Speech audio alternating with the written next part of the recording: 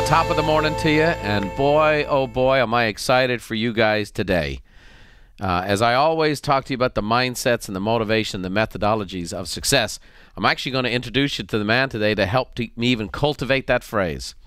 He is Mamie Brown's baby boy. Yeah, Mamie Brown's baby boy. And he has been a mentor and a friend and an inspiration to me for over 2 decades. He is a great man with, in a world starving for wisdom, he's got it in abundance. And so, Mr. Les Brown, it is an honor to have you here today, Thank my you. friend. Bless you. It's great to be here. It's always a treat when great people meet. Well, we're going to have a great time. And, you know, there's many people who have heard your voice who don't know who you are, but somebody's passed them on a YouTube clip that's gone to 20 million people, and there's this fabulous voice that motivates and inspires underneath, and it's showed up in TV shows and so on and so forth. And you know, it's in a movie now called 1517. Wow. Yeah, Paris. 1517 Paris. Oh, yeah, right. The young man who was on the train, one of them was listening to me, and he said when he heard me speak, it gave him the courage to confront the terrorists. So wow. They play it in the movie. Wow, that's the new Clint Eastwood movie, and that's awesome stuff. And you show up all over the place. Yes. And so there's also many people like myself have been following you for years and years and years, have listened to your recordings and read your books, and the first family of motivation. That's what the Brown family have been for many, many years. Les, it's a great honor to have you here today. Thank you so much. Let's do this. Let's give, for those who are kind of new, I always think it's good to presume that. Let's give them the Reader's Digest version of the Les Brown story. Well, first of all, I want to thank you very much. And I was just thinking as you were talking and reflecting in my years in the industry, this is the first time that I've had a conversation with someone like you. And what I mean by that you have been a messenger of teaching people methods and techniques and how they can begin to reinvent themselves and build their business. But you are the message, that you are the example. And so I identify with you because you've been there. Booker T. Washington said, judge a man or woman not by what they have accomplished, but what they had to overcome for their accomplishment. And so what I love about you is that you have been the embodiment of what do you do if you come from nothing? What do you do if the odds are stacked against you? What do you do if you've gone through some stuff and not allow that stuff to compromise your sense of self and still find a way to dig deep within, to rise up above that and define and create your own future? So you are self-definitional, and so you are the example to me, as well as a person who is inspirational in teaching others how to do it. So I have high respect for you. You're very kind, my friend. And again, I've enjoyed our relationship through the years. I listened to you like people are listening to us for years and years before we ever met. Yes. We became friends and had a chance to share a stage.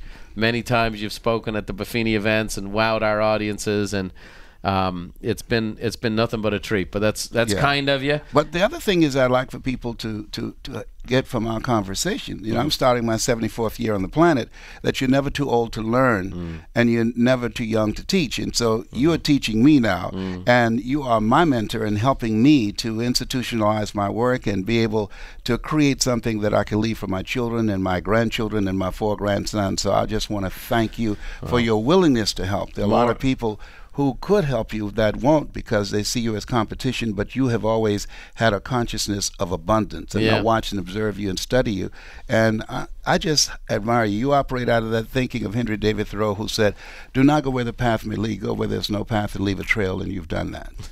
Well, as you can tell, I brought my father-in-law with me into the studio today. He's my biggest fan, but I'm yours, and I'm really want to get into some of that because you have been there, done that, and talk about growing up. You were born into an abandoned building in Liberty City. In Liberty City with a twin brother. We were born in an abandoned building on a floor, hard linoleum floor. And we were adopted by Mrs. Mamie Brown. She was a domestic worker on Miami Beach.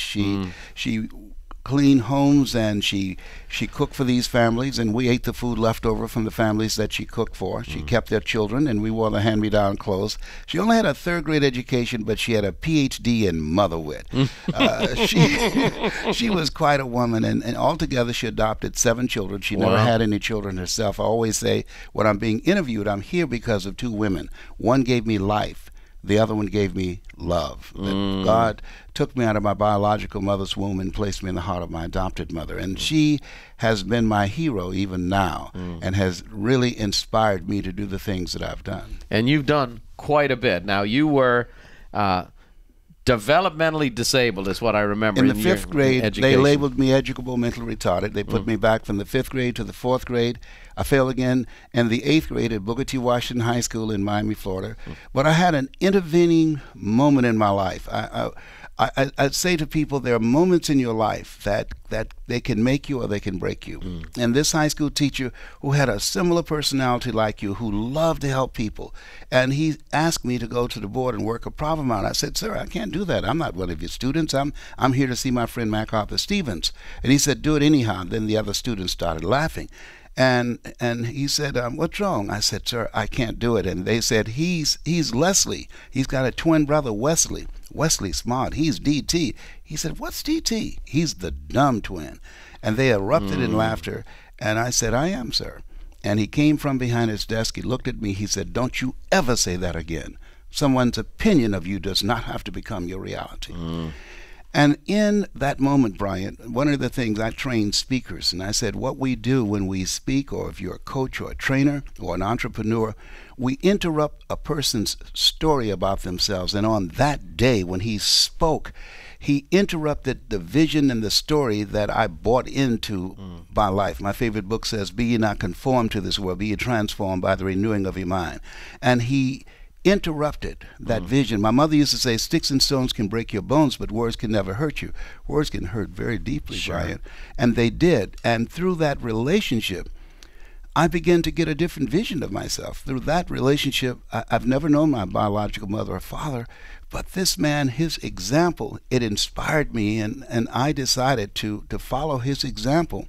And he was into self-development and introduced me to motivational materials, and I listened to them, and years later, I decided I want to do this myself. Well, so you go, and again, we could just stop there.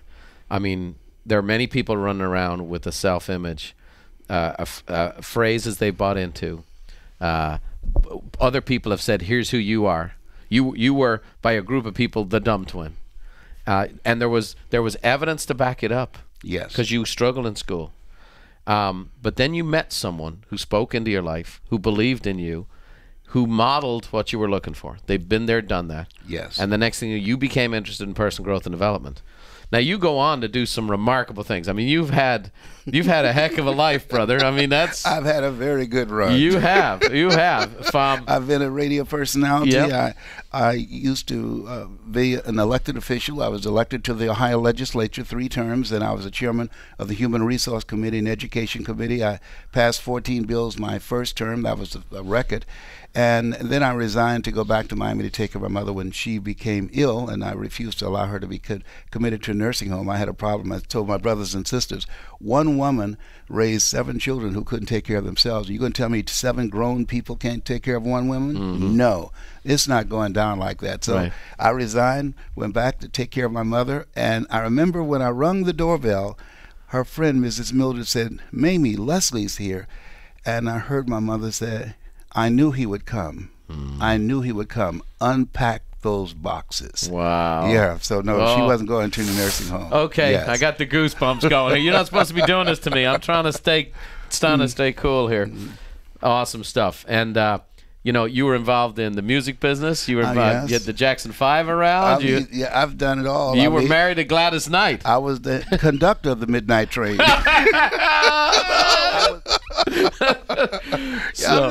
I've done a lot of things. I had a talk show, a nationally syndicated talk show by King World, highest rated, fastest canceled talk show in the history of television. Well, at least I had one. Whatever.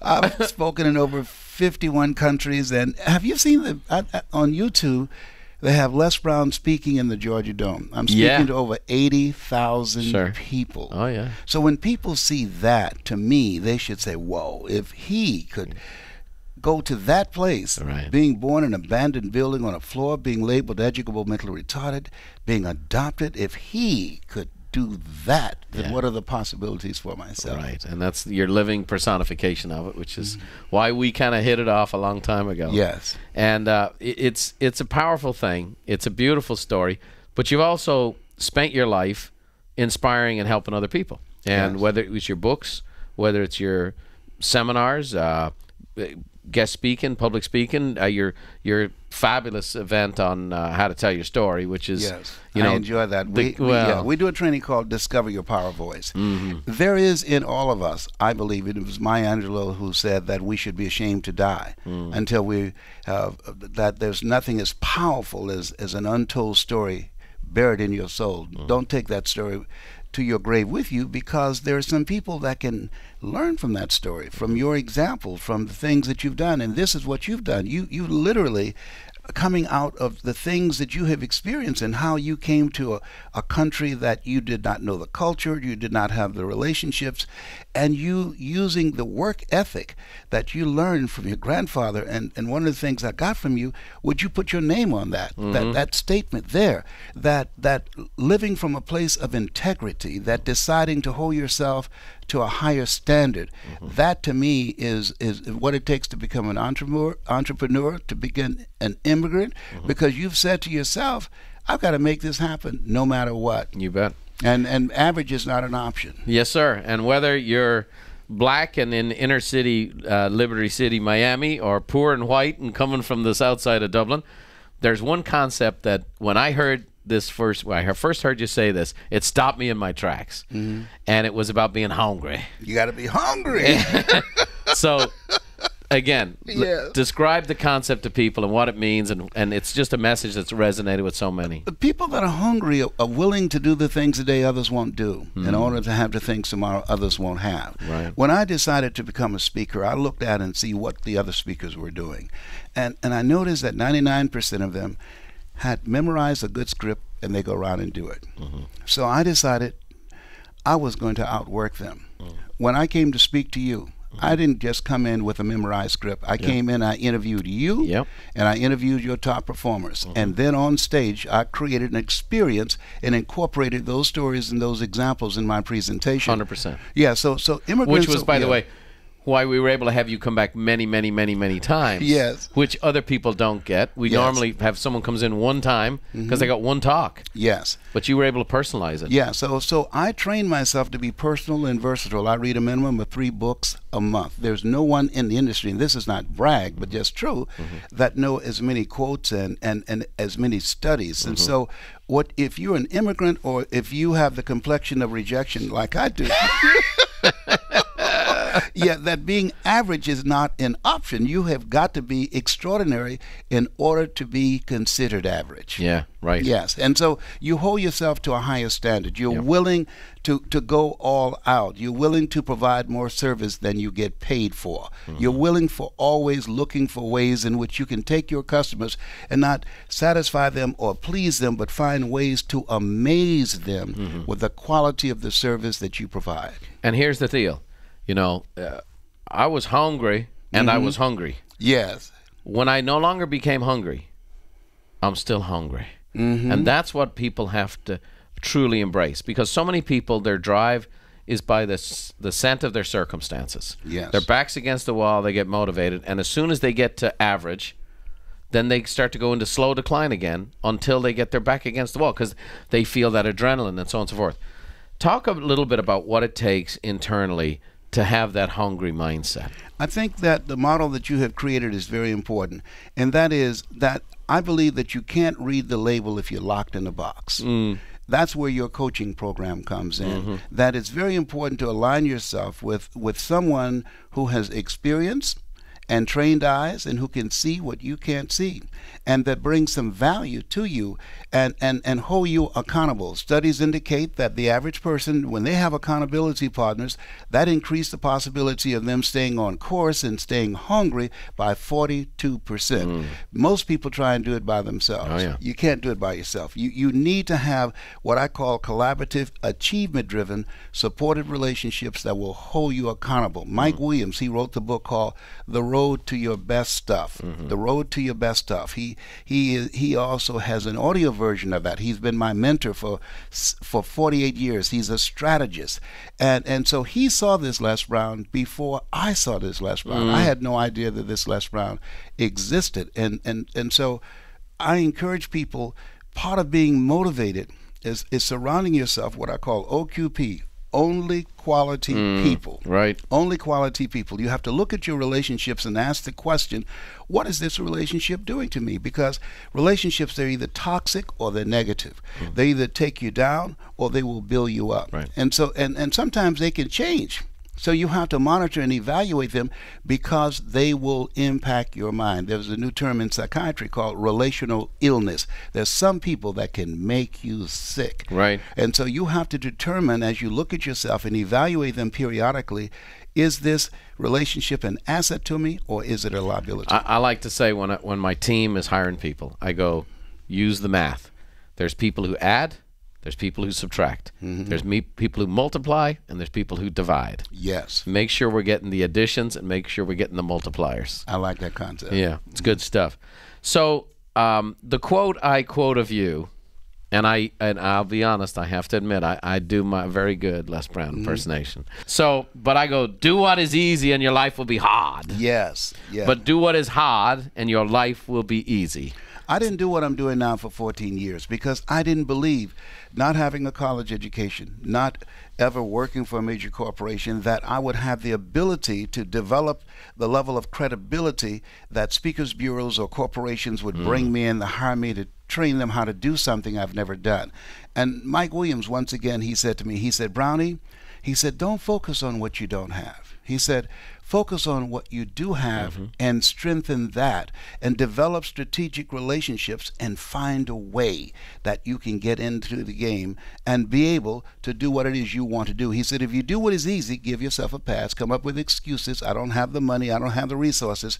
Your life will be hard. But if you do what is hard, find a way to win. Discipline yourself, increase your value, find for ways in which you can impact your customers and create an experience for them that they will, hey, look, you need to bring that guy in because he made a difference for us. Impact their bottom line.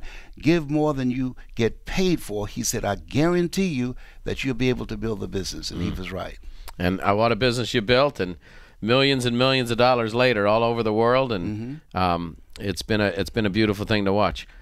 Talk about the concept that you helped refine for me, because you came and visited Buffini Company a number of years ago and saw the coaching and offices and what we did, and you're like, okay, yes, I'm like in Disneyland here. Yes. But I kind of, when I laid out for you what I felt we did, you're the one who coined the phrase for me, mindset, motivation, and methodologies. Yes. Talk about those three things, and it'll be great for our audience because we have millions of people who've been listening to this show. They don't know that Les Brown had his fingerprints on it at its inception. But talk a little bit about, from your perspective, why those three, mindset, motivation, and methodologies, why they're so important. One of the mentors that we both had is Earl Nightingale. Yes. And I remember shining the shoes of Mr. Swiderski on Miami Beach. He was a very wealthy man that my mother worked for. And as I was listening to him, one of the things that he said, and he always had sessions in the morning that he listened to Earl Nightingale, Zig Ziglar, if you give enough people what they want, they will give you what you want. Jim Rohn, when the end comes for you, let it find you conquering a new mountain, not sliding down an old one. And one of the things that Earl Nightingale said, he said, you don't get in life what you want, you get in life what you are. And so when I heard that as we look at ourselves and look at our goals, one of the most important things that we have to do is have goals beyond our comfort zone. Why? Because in order to do something you've never done, you've got to become someone you've never been. Yes. And so as we look at our goals and dreams, that we have to spend time developing ourselves. Today, you either expand or you're expendable. So your mindset that if you're an entrepreneur, you're going to face a lot of rejection and you're going to fail your way to success. When you develop your mindset, you make rejections your vitamins, that you're not stopped by it, you are inspired by it. And so the mindset is crucial. You have to have mental resiliency in order to stay in the game. And most people, they first go after the goal and dream, but they don't work on themselves. My favorite book says, be ye not conformed to this world, be ye transformed by the renewing of your mind, and that's an ongoing process. If you stop, you're going to begin to engage in unconscious self-destructive behavior. So talk about motivation. You have been recognized as the greatest motivator of all time. That's wonderful. I didn't know that. Yeah, little old cornbread me. Little old cornbread you. Your brother right. from another mother. Yeah, that's fact. That's fact. Yes. But you're the master of motivation. So talk about this a little bit. First of all, I want to talk about why people need motivation. And then I would like to talk about your perspective on how you go about motivating people. But why is it that people need motivation? Because my favorite book says, think it not strange that you'll face the fiery furnaces of this world. You will, not you might. You will have tribulations. Give your point. And I said to you earlier, I don't care how old you are and how old your children become. My oldest son had a stroke.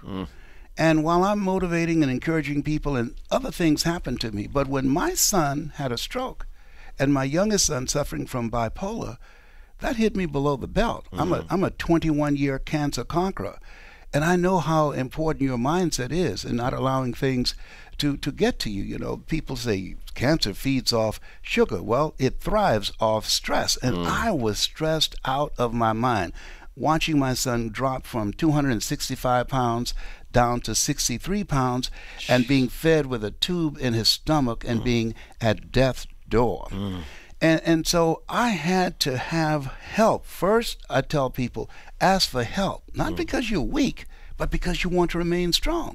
And ask for help, and don't stop until you get it. I had people around me who said, listen, Les, he can get through this. You can make it. You can handle it, because I got hit below the belt, and it hurt me. And let me share with you what happened. For a year and a half, he could not eat, could not swallow his own saliva. A doctor comes in and cancels the IG and said, look, get used to this, young man. You will never swallow again. You're going to have a cup of something you spit in, and yes, it's disgusting, but this is your new normal. And my son looked at two clinicians standing behind him, and they looked at each other, and they were startled. So when the doctor left the room and said, look, you are 53, those cells are dead. It's been a year and a half. This is it for you. And my son said, why did you look at each other like that? And they said, he can't say that. You're a young man. You're not in your 70s or 80s. So this lady said, come to my clinic, and let me see, can I help you? She came to his clinic. 2 weeks later, my son was able to swallow his saliva. 3 weeks later, he was able to drink soup, and now he's eating food. He's now up to 151 pounds, and they're going to be taking the tube out. But during that time, seeing him down to 63 pounds, man, I prayed to God, and I said, Lord, don't take my son, take me. I've had a good run. Take me. Don't do this to my son. Life is hard, and we all go through it. And what you're sharing with folks right now, what they need to know is, you're the guy that people think 10 feet tall, never had a bad day in his life.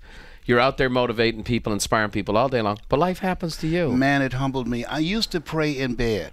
After my son had a stroke, I get down on my knees. That's good. And I know God laugh and say, I can't believe you down on your knees. But here's the bottom line. Now, you also have a gift. You have a gift that God's given you, the ability to reach people. Thank you. And motivate and inspire people.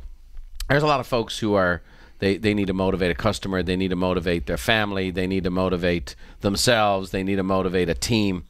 What are the keys to being a good motivator? Number one, we have to be the example. That when I look at you, what you do and how you live your life, one of the things I believe that we are three-dimensional. We have our public life, we have our private life, and we have our secret life. And the key to motivation is being congruent and being in alignment with our values and the vision that we have of ourselves, and the goals that we set for ourselves, and the people that we surround ourselves with. And so I have to be the message. You know, there's a saying, you know, practice what you preach. Now, I believe preach what you practice. Right. That's a whole different dynamic. And so people see that and be a good example rather than a good opinion giver. Well, I you know, like you, people come to me all the time. I get hundreds of letters every year. I want to be a speaker. I want to be a speaker. And I always respond to them and I go, you know, the same book that you quoted several times here, it says, don't be a teacher because you incur a stricter judgment. If you're going to stand on stage and promote a certain philosophy and application of it, if you don't live it, it will tear you up inside. Well, listen, when you have a doctor look at you and no one ever want to hear these 3 words, you have cancer. Those 3 words, most feared words in 7 different languages. When I was told that 21 years ago, my PSA, which stands for prostate-specific antigen, was 2,400. All right? And now, to me, PSA stands for positively staying alive. Yes, no doubt. That's right. What's a good number? So you're at 2,400. What's a good number for a PSA? 1 to 4. Wow. Yes, and it metastasized to 7 areas of my body. Now, that was good news, because 7 is my lucky number. I was born February the 17th.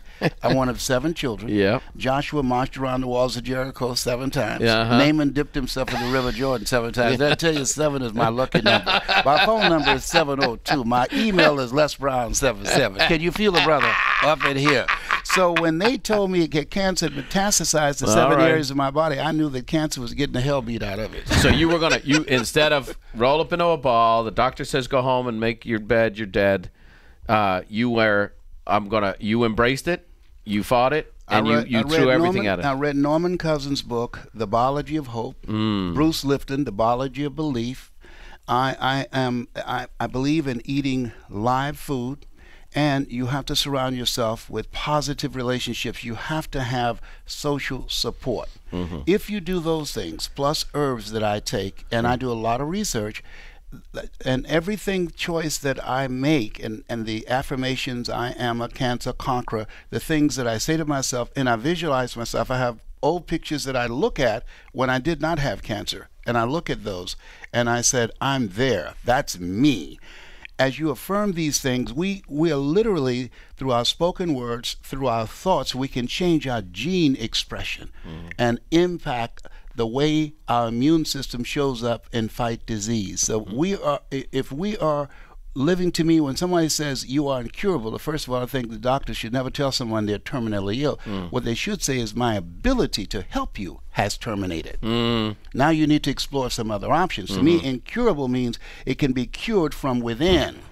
And so that's the strategy, the battle plan. And just recently, 2 months ago, Cleveland Clinic told Denise Dahmer, the nurse that was with me, I was experiencing excruciating pain flying back from London. And they said, look, we're going to give him palliative care. And she said, what do you mean? And I asked him later, I said, what does palliative care mean? She said, they said they're going to make you comfortable, but they're not going to treat the cancer because it's metastasized to your spine. I said, whoa. And at that moment, my son, I said, John Leslie, they told me they're going to make me comfortable. He said, no, Dad. He said, they want to make you comfortable, but you've now got to become combative. You taught me life is a fight for territory, and once you stop fighting for what you want, what you don't want will automatically take over. So talk about methodologies, because the bottom line is, you know, as we all know, there's plenty of people that go around the world pumping people up and firing people up, and then what do I go do? Yes. You know, if there's no methodologies, there's nothing happens. Yeah. Well, let me give some suggestions to people that are listening right now. I encourage everybody to go on YouTube, and this won't cost them anything, and download Les Brown speaking in the Georgia Dome. Sure. It's called "It's Not Over Till You Win." I encourage them to get the video that's called "It's Possible," and there's another one called "Getting Unstuck." And now, as they watch that, and there's another one called "Mindset," changing your mindset. As they listen to this over and over again for a minimum of 21 days, as you know, it goes past the conscious mind to the subconscious mind. Right. The next thing is organize a team of collaborative, achievement-driven, supportive relationships, people that will challenge you, people that can learn from you. I said to you when you were working with me and showing me what the different business models of methods and techniques that you've used successfully, things that I can apply in my business, and I said, I want to partner with you. I'd like for you to teach me how to do that. What most people won't because of ego and pride. Right. Ego, I call that edging God out. Pride cometh before a fall. Won't admit what they don't know. Yeah. I'm okay with that because I want to learn from you. I'm still growing. I'm like the lady who said, Lord, I ain't what I want to be, ain't what I'm going to be, but thank God I sure ain't what I was. Well, if you look on the back here, I have a brass plate that is from Michelangelo. And it was in his 70s, this sign hung in his study. And it's ancora imparo is how I've been Ancora imparo. And it's I'm still learning. I love that. I'm going to make that famous for you. Yeah, well, ancora imparo. So I have that every day. I have my grandfather up there. Yes. Can you put your name to it? Yes. All of these things. I'm going to give a speech on that. Trust me on that one. I will tell. What is your grandfather's name? Harry Buffini. Got it. Harry Buffini. Yes. Can you put your name to it? I like that. It works. It works. And so we need mindset to know because we have to have our mind right. Motivation because life's hard. And methodologies, you got to do it. Faith without works is dead. Yes. I know lots of positive, motivated people who are broke. Yes. Because they have the mindset, they even have the motivation. But if you don't put the methodologies in place, opportunity comes. Not just the methodology. Most people are failing because they don't know that they don't know, and they think they know. And so what's key is coaching. Yep. Like I said, there's no reason to lose today in business when you have people like yourself who have a proven record of what you have done.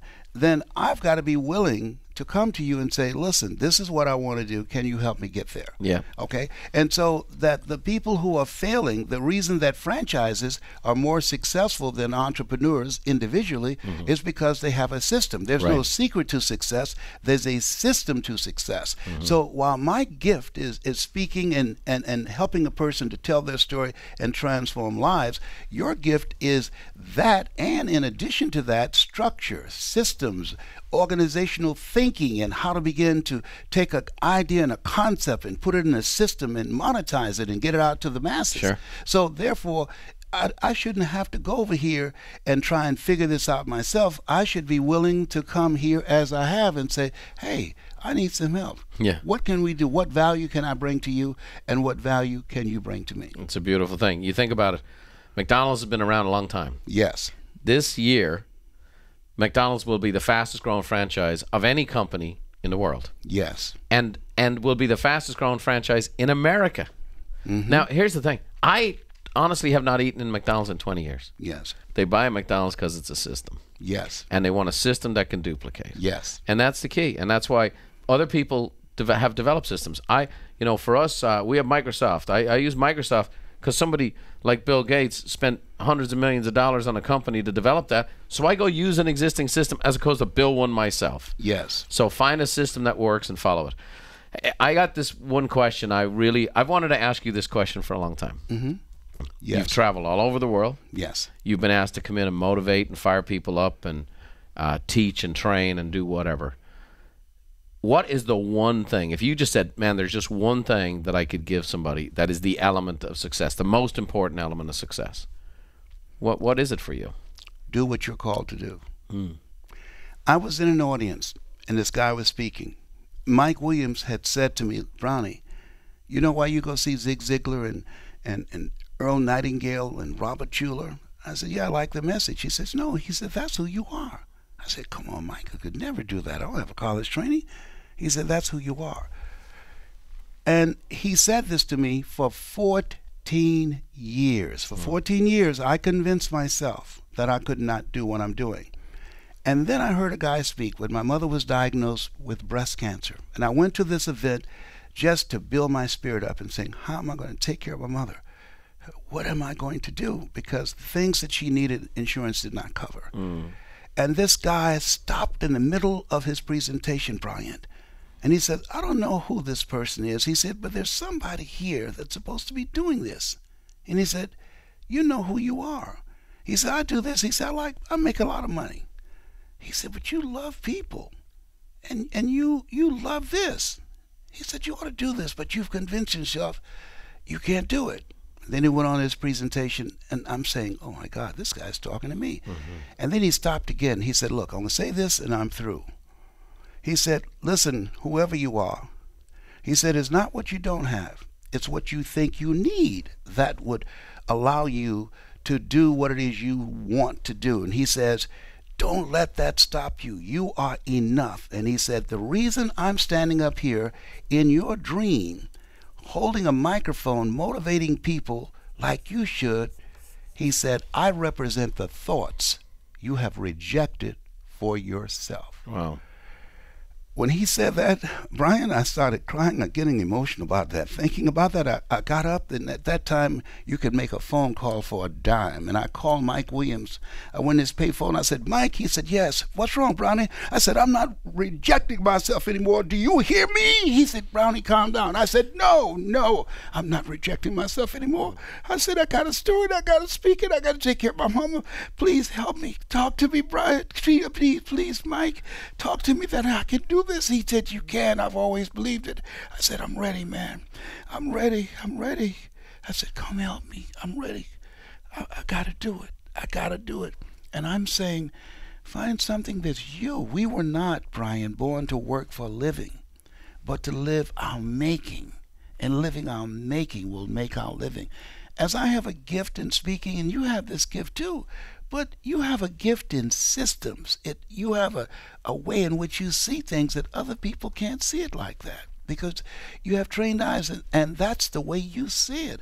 And so what you've done is you have aligned yourself with the purpose. It's been said the most important moment in our lives, the day we were born and the day we realize why we were born.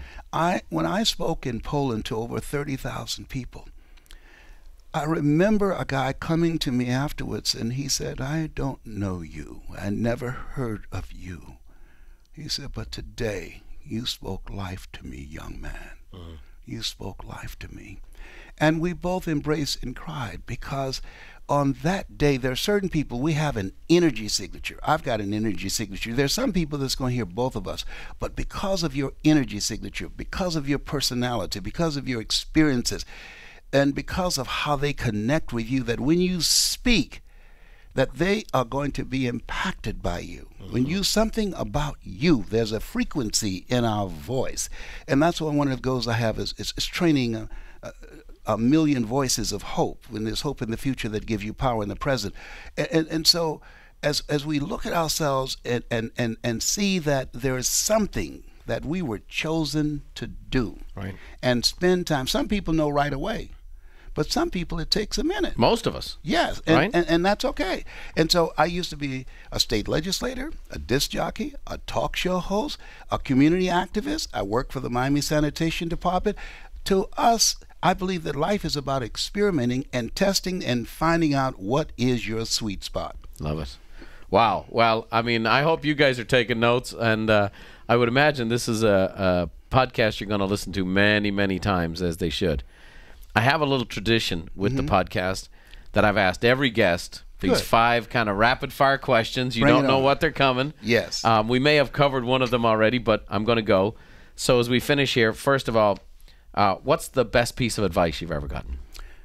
You must be willing to do the things today others won't do in order to have the things tomorrow others won't have. You got to be willing to sacrifice. You got to be willing to develop yourself. You've got to be willing to change your relationships. You got to be willing to become a risk taker.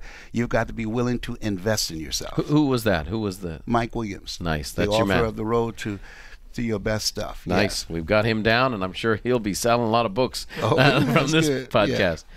What's the one talent or gift you wished you possessed that you currently don't? What you have. If I had your gift, I would be a billionaire. When I looked at you as when you were so organized, and I saw the little neat things on the little stickers. Well, I am systemized. My wife calls it anal, but it works out. It does work out. Yep. Yes. What book has been most instrumental in your life? The Bible. Yeah. Yes. Okay, now I'm not going to let you pass with that one. Okay, another Which book character? is, No. Yes. Which character in the Bible do you most identify with?